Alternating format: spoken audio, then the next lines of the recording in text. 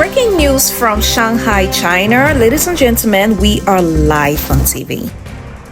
Good evening, ladies and gentlemen, and welcome to another edition of Meet with the Authors. So today I'm here with one of our first-time authors who happens to be in China, Shanghai, and he just wrote his first book. And guys, we are super excited to talk to him and let him share his inspirations and what probably made him come up with such marvelous piece.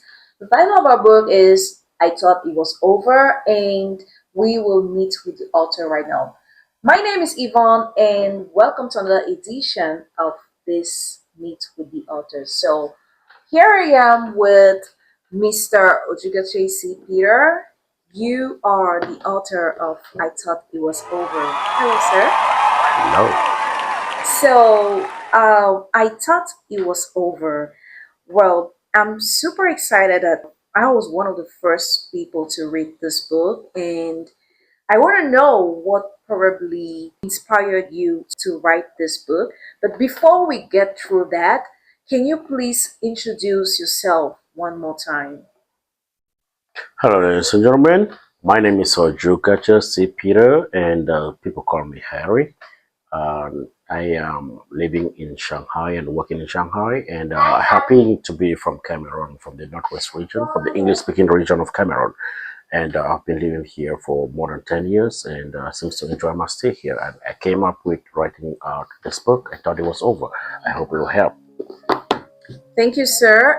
And okay, so let's move into our first question. I thought it was over. The title of this book seems to tell it all, but not all, because it's not over yet. So, can you tell us what definitely inspired you to come up with, first of all, the title of the book, and what were your inspirations? All right. In the journey of growing up from a child from a very tiny village, and I've gone through a lot of experiences that make me feel like it was almost getting over. And once I grew up to maybe the major cities, I thought it was be better. But Yeah. sooner or later, things still go on being tougher most of the time. Yeah. And very often than not, I feel like it's going to be over, but it's never been really over. And so when I was coming out with the title of this book, I thought, well, it's better for me to use this phrase. I thought it was over. It would be quite captivating and will make people, try to find exactly what was almost over and was it actually over. So that's the reason I picked this topic. Okay, thank you, sir. So, did the story actually evolve significantly from the initial concept? Well, the story evolves from the initial concept of I thought it was over because it all runs through a plot that rises from childhood challenges or through the challenges that the protagonist faces even right up to date. So Yeah. that is the reason that the story flows through that plot series.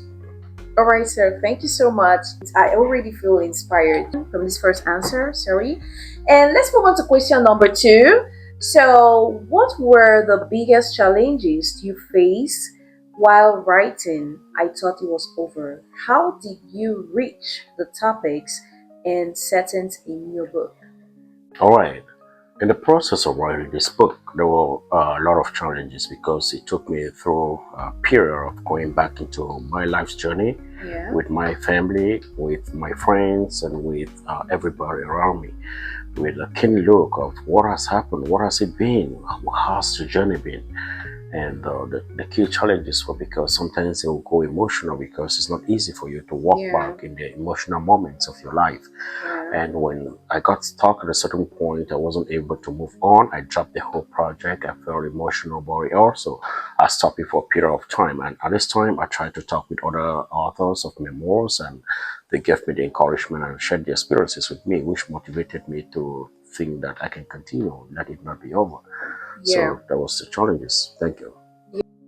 Moving on to our next question. So, I want to know what things do you actually hope that readers will take along with them as they go through the book? All right. This is an important thing. The first thing I want to say is that the book is about 300 pages and is divided into two parts. Each part is handling a key theme. And within the major themes, there are sub-themes outlined in the whole book throughout the chapters and the sub-chapters in the whole book. And in the first part of the book, at the end of it, we give a summary of what the theme is handling so that by then, everyone will be able to accept the lesson in the story and go properly with it. So, in the first part of it, we address the theme of the need to return to our roots. In this need, we do hope that readers will always find the time to go back to where they truly come from, to always return home, places they've grown up with naked birds, moms and aunties supporting them while they grow out of it through the journey of life.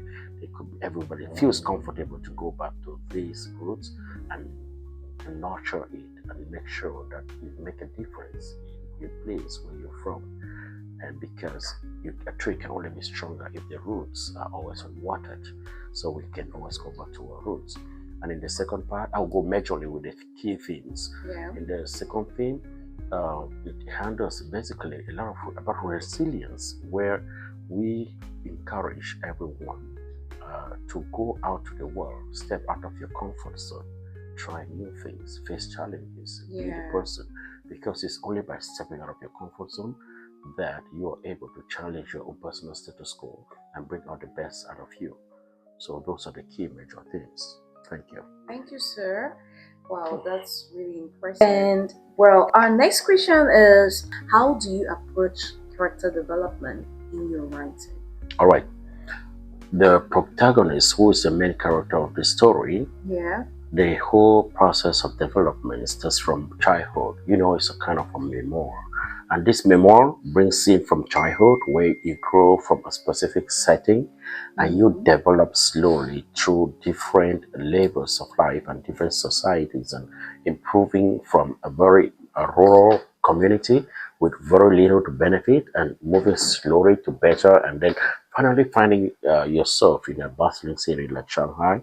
It makes the character develop both psychologically. All right, guys, moving on to our next question. So, is there a particular scene or chapter in the book where you're most proud of?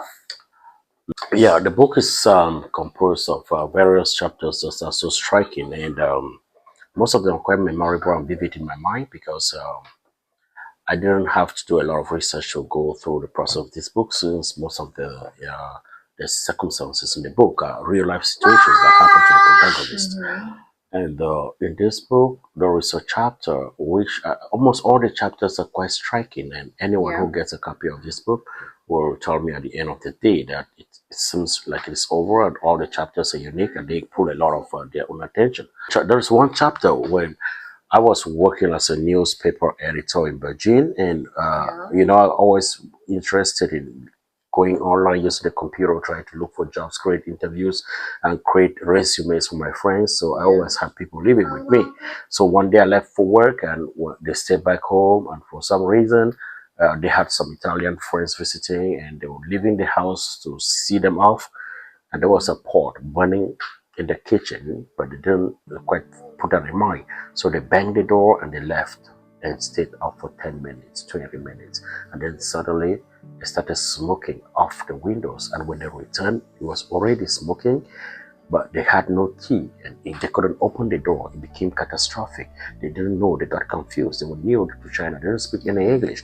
So they decided to call me. And when I got back, I called lock openers, and before they got there, I was there before them, but there was already huge smoke calling for attention for everybody.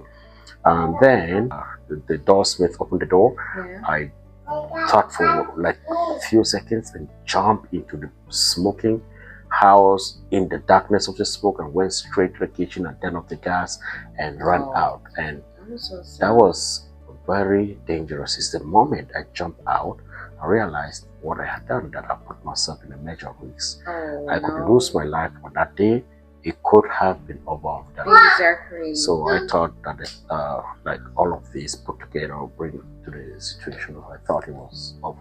Well, Thank you. that's really something I'm not sure I would have had the courage to do, but then you were brave enough to handle it in such a magnificent way. So it was really gonna be over if nothing had been done. All right, so thank you.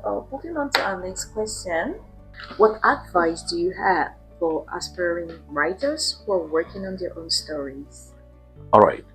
What I would tell them is the writing journey is not very easy, especially when you're doing a memoir and going back to reflect your real life situations, some of them being so messy. But what I would advise them is the first thing is try to put your head down, read as many books as possible. When you read books, you get inspiration on the direction of book writing you can go, and this will perfect your diction and perfect your understanding of how literature is being done. Yeah. Go on, learn something about that, and study what to do, how to go about it. The next thing you'll do is always jot down stuff and do not hesitate to dive down into writing. Take at that raw material, take at that raw thought, that raw thinking on book, take it down, write it down, and do not be afraid.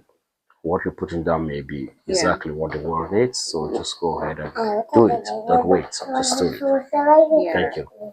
You're welcome. Are there like any books that you which inspired you? Are there some books that you felt after reading you felt like